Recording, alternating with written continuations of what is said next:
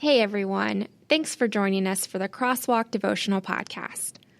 Over the years, our editorial team at crosswalk.com has written these devotionals, observing truths we see at the intersection of faith and life. We're thrilled to offer them to you now in podcast form. To get all of these episodes straight to your phone each week, just subscribe on iTunes or wherever you get podcasts. To find more devotional content like this, just visit us at crosswalk.com.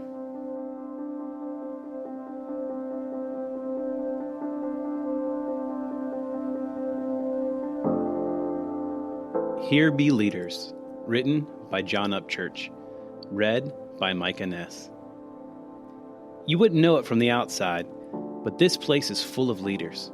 Sure, the boarded up windows and sloppy graffiti might be cause for concern, and the challenging glares of those crossing the street might make you want to drive faster.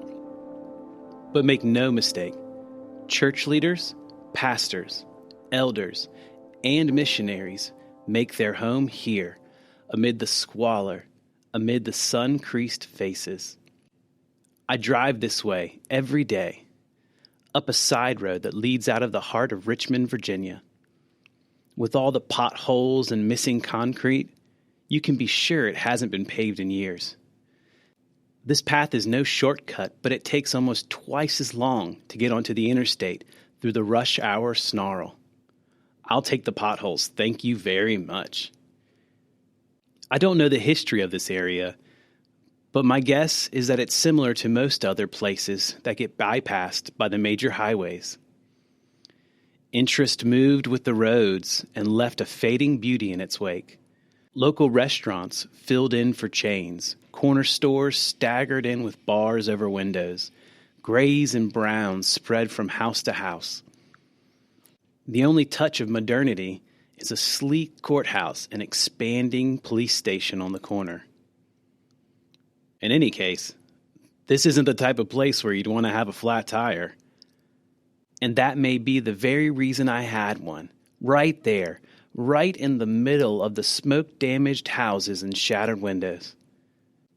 After pushing aside a broken bottle under my feet, I wrestled with the jack, which I'd never had to manhandle before. I confess that a bit of anxiety did reach my fingers, and perhaps that's what made the process take so long. No one stopped to help, and I was fine with that. I just wanted to be finished without having to explain how I'd opened a huge gash in my tire. But I wasn't completely alone.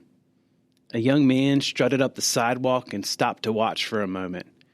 Then he strutted closer. I'd seen this in a movie. It never ended well. Instead of terror, though, a wave of calm smacked into me. Even when the guy said he'd just gotten out of jail and needed to call his ride, the expected panic didn't come. Peace. That dreadful peace wouldn't leave. So I handed over my phone, and yes, that's a dumb move, but listening to his call showed me more in a minute about the nature of this place than 100 trips through this section of the city ever did.